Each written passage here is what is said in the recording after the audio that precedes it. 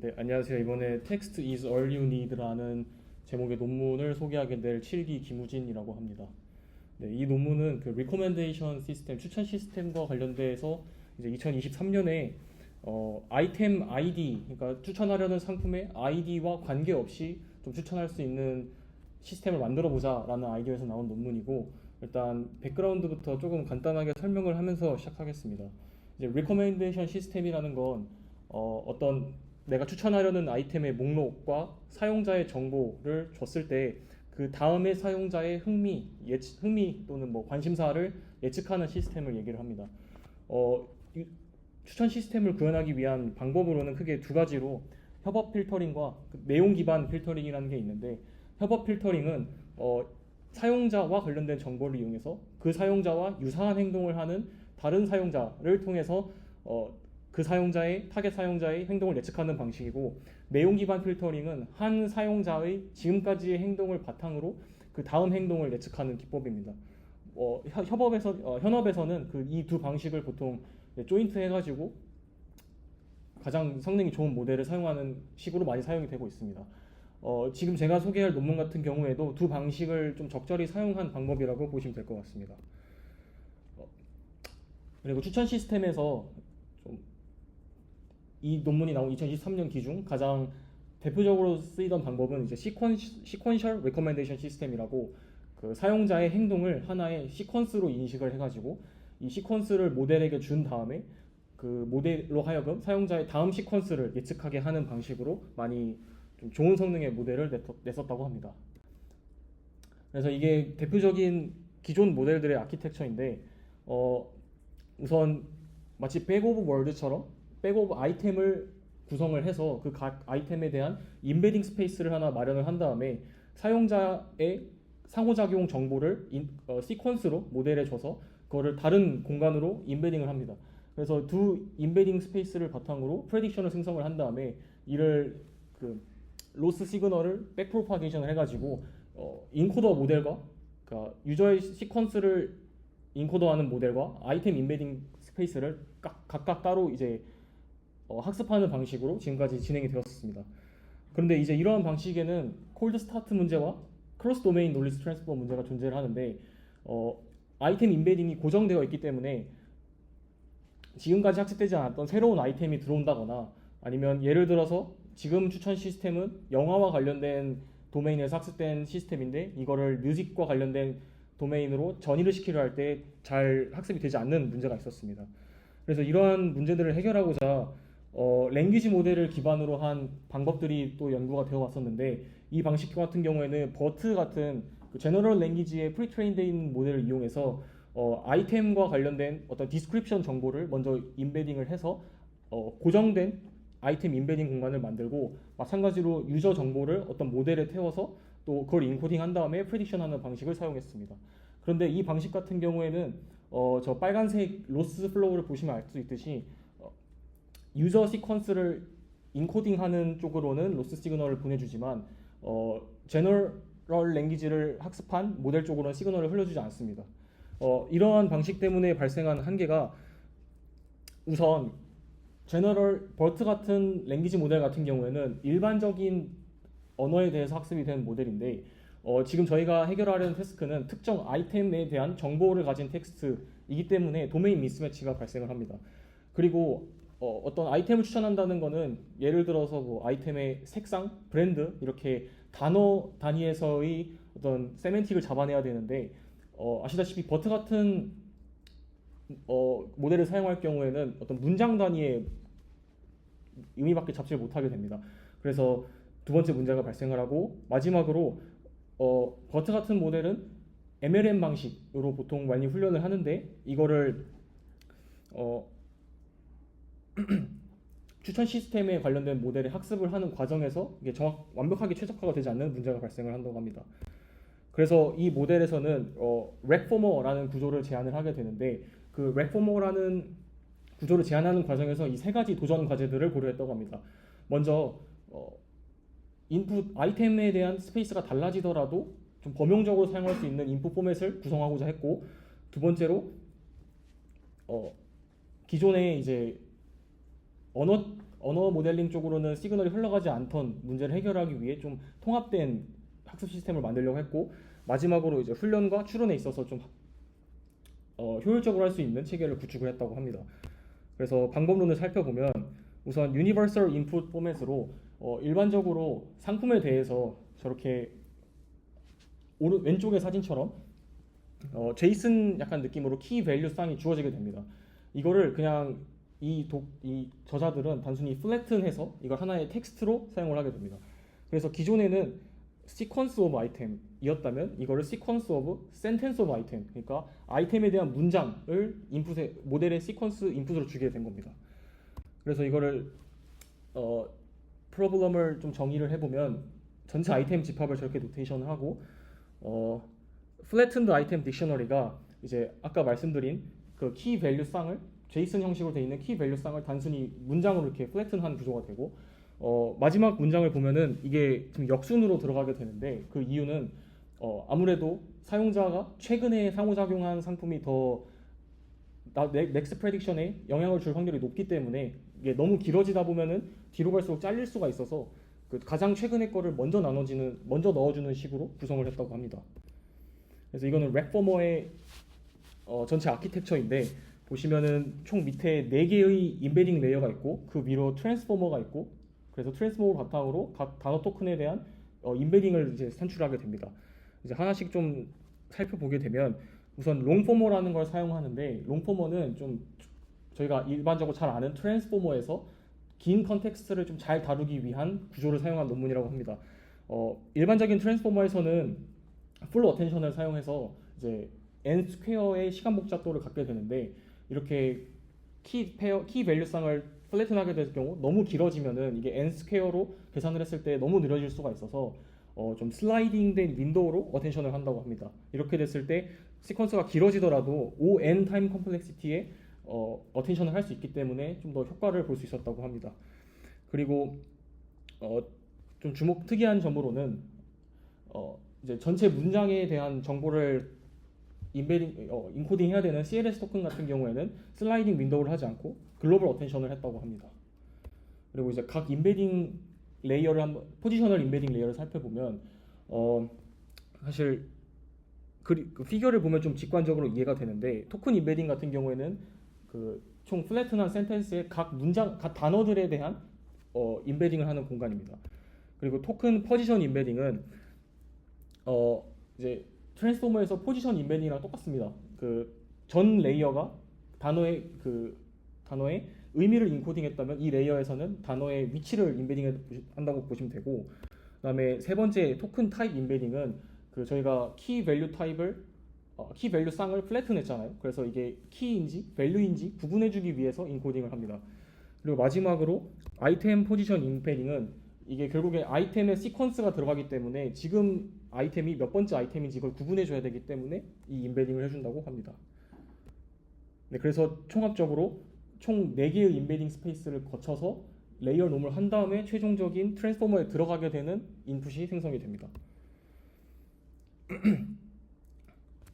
그래서 이제 다음으로 각각의 아이템과 사용자의 시퀀스를 어떻게 표현할 건지에 대한 문제인데, 우선 사용자의 이 과거 상호작용 내용 같은 경우에는 앞서 말씀드렸듯이 이 아이템 정보를 센텐스로 플래튼한 다음에 단순히 롱포머에 태워서 그 가장 첫 번째에 있는 CLS 토큰 이 시퀀스를 나타내는 정보가 되는 것이고, 두 번째로 각각의 아이템 같은 경우에는 이 아이템을 그냥 엘레멘트가 하나 있는 시퀀스로 이해를 해가지고 이를 똑같이 롱포머에 태운 다음에 앞에 있는 CLS 토큰을 아이템에 대한 인베딩으로 간주를 합니다. 그리고 마지막에 프레딕션은 간단하게 그 두 인베딩 사이에 코사인 시밀러리티를 계산을 해가지고 그 코사인 시밀러리티가 어떤 시퀀스에 대해서 코사인 시밀러리티가 가장 높은 아이템을 다음 아이템으로 추천을 하게 됩니다.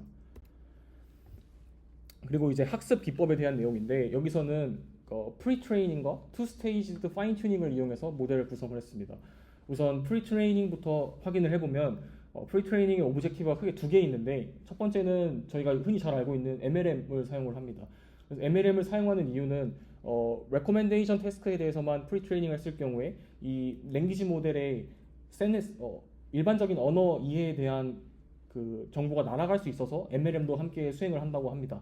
MLM을 수행하는 방법은 그 버트에서 수행했던 방식과 동일합니다. 그리고 다음으로 이제 아이템 컨트랜시브 프리트레이닝을 오브젝티브로 삼는데 이거는 실제로 레커멘데이션을 하기 위한 태스크라고 보시면 됩니다. 그래서 아까 첫 번째 발표해 주신 분과 마찬가지로 컨트랜시브 러닝을 수행을 해서 그 포지티브, 네거티브 페어 사이에서 포지티브 페어를 어떻게 잘 구분할 것인지를 이제 목적으로 삼습니다. 근데 여기서 기존 방식과 문제가 발생을 하는데, 기존 방식에서는 네거티브 샘플을 구할 때 단순히 인베딩 스페이스를 가서 그 네거티브 샘플을 아무거나 룩업을 하면 되는 거였는데, 이 방식 같은 경우에는 트랜스포머를 업데이트할 때마다 아이템 인베딩이 바뀌고, 그러려면 네거티브 샘플을 구할 때 다시 아이템을 계속 트랜스포머에 태워 보내야 되는 컴퓨테이셔널 이제 계산 문제가 발생을 합니다. 그래서 이 방식에서는 인배치 방식을 사용을 해가지고 한 배치 내에서 다 현재 포지티브 샘플에 대해 나머지 샘플을 다 네거티브 샘플로 간주를 합니다. 여기서 조금 이제 사소한 문제가 하나 발생을 하는데, 이렇게 했을 때 같은 배치 내에 있더라도 이제 같은 배치 내에 있는데 다른 네거티브 샘플로 간주했지만 알고 보니 같은 아이템일 가능성이 사실 생기긴 합니다. 그런데 이제 저자들이 얘기하기에 그 대규모 데이터셋에서 프리트레이닝을 할 때는 이 문제가 굉장히 사소해서 계산 복잡도 측면에 이점이 있기 때문에 그냥 무시하고 진행을 했다고 합니다.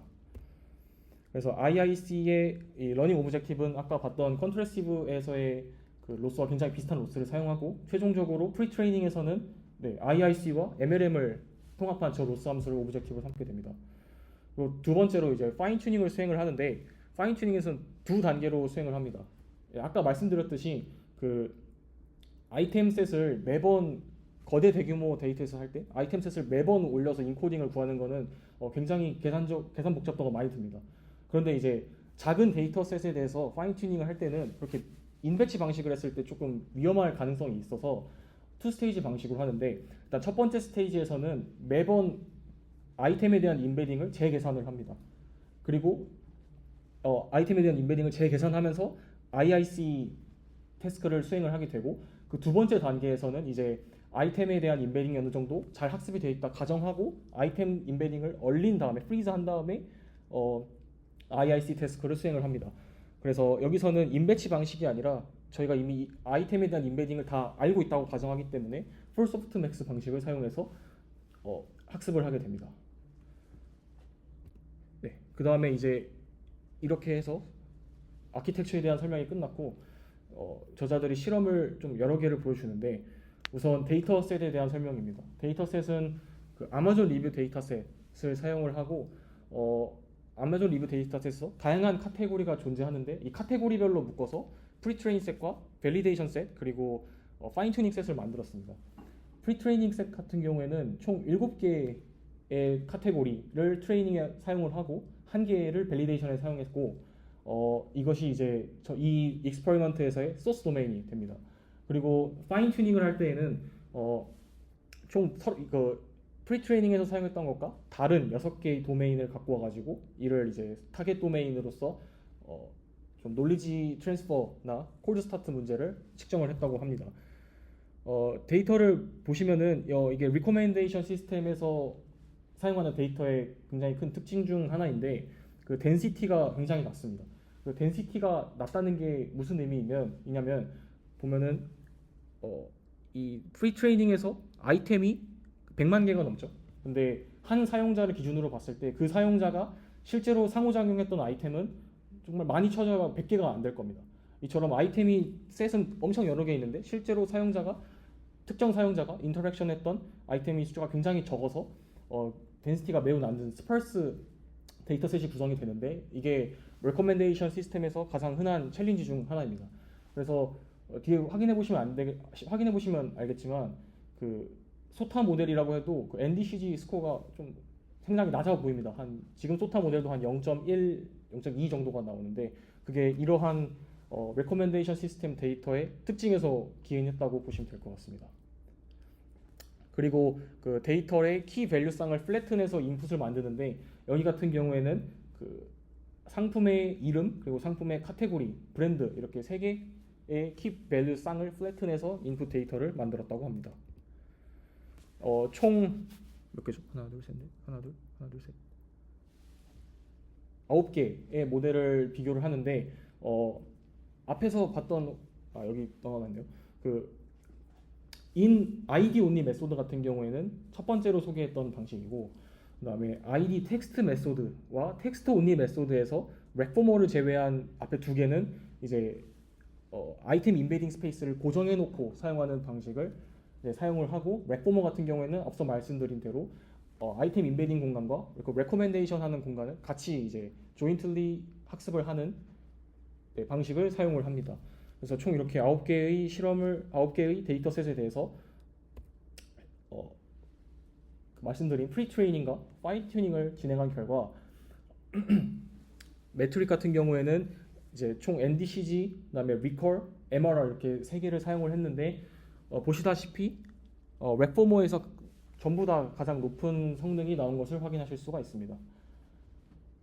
네, 그래서 현존하는 2023년 기준 현존하는 레코멘데이션 시스템, 시퀀셜 레코멘데이션 시스템에서 가장 높은 성능을 보였음을 확인했고, 요게 조금 흥미로운데 그 텍스트 온리 메소드 같은 경우에는 제로샷이 가능합니다. 반대로 그 나머지 두 방식은 ID 스페이스가 고정되어 있기 때문에 제로샷이 불가능합니다. 그래서 텍스트 온리 방식에 대해서는 제로샷으로 예측을 수행하고, 그 ID 온리 방식에 대해서 full supervised를 수행을 했는데 확인해 보면은 우선 제로샷에서 그 렉포머가 다른 두 텍스트 온리 방식보다 성능이 더 높게 나왔고, 그 fully supervised 방식과 비교했을 때도 렉포머가 어떤 태스크에서는 좀 더 높은, 그리고 다른 태스크에서도 거의 비슷한 성능을 냈음을 확인할 수가 있습니다. 그래서 ID only 방식의 fully supervised 방식과 비교했을 때 이 렉포머의 제로샷 성능이 그렇게 나쁘지 않다, 굉장히 훌륭하다라는 것을 저자가 보여주었습니다. 그리고 이것은 그 파인 튜닝을 할 때 트레이닝 데이터셋을 양을 제한을 하면서 성능을 비교한 것인데, 보시면은 모든 구간에서 이제 렉포머가 더 좋은 성능을 보였음을 확인할 수가 있습니다. 그리고 이거는 콜드 스타트와 관련된 성능을 보여주는 지표인데, 파인 튜닝 데이터셋을 두 개로 분리를 해가지고 훈련할 때 보여준 데이터셋과 완전히 다른 아이템으로만 예측을 하게 이제 구성을 했습니다. 그 경우에 마찬가지로 렉포머에서 콜드 스타트 점수가 이제 가장 높게 나타난 것을 확인할 수가 있습니다. 그리고 여기서 이제 이 논문 방식에서 아키텍처를 구성을 할 때 프리 트레인과 투 스테이지드 파인 튜닝을 수행을 했었잖아요. 그래서 그 두 스테이지로 나눠서 학습을 한 것의 정당성을 보여주기 위해서 아블레이션 스터디를 진행을 했습니다. 그래서 가장 위에 있는 열이 앞서 설명드린 방식대로 학습을 한 렉포머이고, 그 밑에 방식들은 조금씩 변형을 해가면서, 예를 들어 투 스테이지 파인 튜닝에서 아이템 인베딩을 얼리지 않고 한다거나 뭐 이런 식으로 좀 변형을 주면서 한 지표인데, 마찬가지로 그 논문에서 제시한 방식대로 했을 때 모든 스코어에서 가장 높은 점수를 보였다고 저자들이 얘기를 합니다. 그래서 결론을 얘기하면 이 논문에서는 렉포머라는 아이템 아이디와 무관하게 아이템에 대한 텍스트 정보만을 가지고 학습할 수 있는 아키텍처를 구성을 했고, 따라서 다른 도메인으로 전이를 한다거나 콜드 스타트 문제에서 좀 자유로운 리커멘데이션 시스템 모델을 만들었다고 얘기를 합니다. 그리고 러닝 스트래터지 같은 경우에는 일반적인 언어 모델의 언어 성능을 유지하면서도 그 레코멘데이션 시스템의 태스크에 적합할 수 있게끔 조인틀리 러닝 할 수 있는 시스템을 구축을 했고, 또 파인 튜닝 과정을 투 스테이지로 나눔으로써 좀 컴퓨테이셔널 이피션시를 확보했다고 얘기를 합니다. 그리고 앞서 확인했듯이 실험 결과를 확인해 보면 그 대부분의 full supervised와 그다음에 raw resource starting에서 그 다른 여타 텍스트 온리 모델보다 높은 성능을 보였고, 특히 제로샷과 콜드 스타트 문제에서 좀 높은 성능을 보였다라고 저자들이 얘기를 하고 있습니다. 네, 여기까지고 질문 받아보도록 하겠습니다. 네. 모든 도메인에서 높은 성능을 내잖아요. 네. 이게 좀 놀라운 결과라고 생각하는데 왜 그런 도메인에서 가장 높은 성능을 낸 이유가 뭐라고 생각하는지를 개인적으로 어떻게 제가 봤을 때는 어, 말씀드렸듯이 지금까지 방식들은 그 제너럴 랭귀지 모델의 스페이스를 고정해 놓고 고정해 놓고 이제 그 유저 시퀀스를 임베딩하는 모델들만 계속 업데이트를 했었거든요. 근데 이 방식 같은 경우에는 이제 앞서 말씀드린 그 프리트레인드 오브젝티브를 확인했을 때 그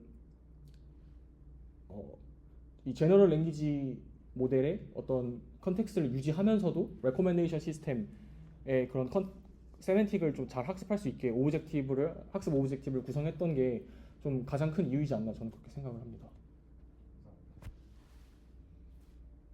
네. 롱포모 얘기하셨는데 네. 조금 발표하신 거랑 논외일 수도 있긴 한데 네. 롱포모가 이렇게 다이어고널한 어텐션을 그러면 사용한다는 거잖아요. 그러니까 그 어텐션 계산할 때 풀 어텐션 하면 전체 행렬을 다 네네네. 어텐션을 계산하는데 롱포모를 하면 슬라이딩 윈도우로 계산을 한다는 거 맞죠? 네, 맞습니다. 그러면은 풀 어텐션 했을 때는 제가 이해하기로는 그러니까 예를 들면 최근의 아이템들과 이제 좀 이전의 아이템들을 어텐션을 계산까지 하는 거잖아요.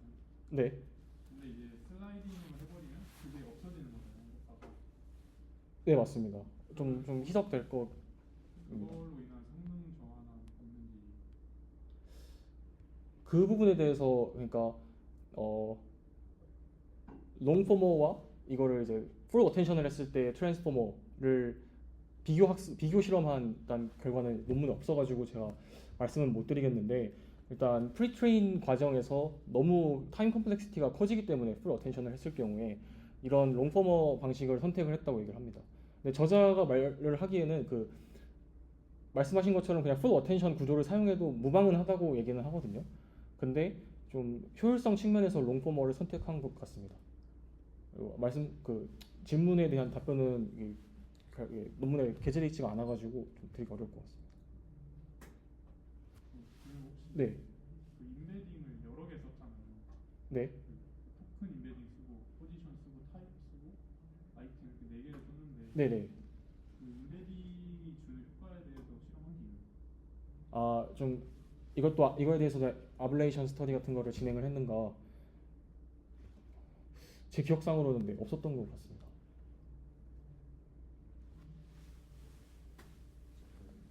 시퀀스로 할 때 네. 가장 최신 정보를 앞에다 네, 맞습니다. 놨잖아요. 네, 네. 그 이유가 사실 잘 이해 못해가지고 어, 다시 해주실 수 있나요? 이게 모든 아이템들에 대해서 이렇게 플래튼을 한 다음에 그거를 문장으로 집어넣게 되잖아요.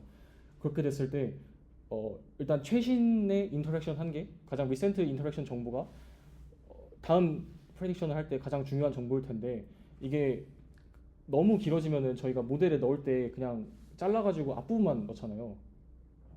그렇기 때문에 그냥 그렇게 잘리는 걸 방지하기 위해서 그렇게 했다고 저는 이해를 했습니다. 논문을 읽으면서. 그 슬라이딩 윈도우 어텐션이랑 네, 관련된 건 아닌가요? 그거랑 관련 있지는 않았던 것 같습니다. 사실 저도 롱포머에 대해서 좀 자세하게 완벽하게 아는 건 아니어가지고 네. 백포머가 지금 현재 소프트한가요? 지금 이거는 좀 인코더 임베딩 이런 거로 이제 하는 거잖아요. 근데 24, 25년도에서 이제 리코멘더 시스템이나 IR 같은 거에 경향을 보면은 거기도 다 이제 LLM 결합해서 하는 방식이 좀 더 대두가 된다고 하더라고요. 그래서 저도 이 분야 이제 막 조사한 지 얼마 안 돼서 지금 이 시기쯤 논문 읽고 있는데 아마 지금 보면은 다 LLM 결합해서 하기 때문에 좀 더 좋은 성능의 모델이 있지 않을까 생각합니다. 약간 좀 LLM 기반으로 막 연구했다고 하면 잠깐 좀 손이 잘 안 가더라고요. 그래서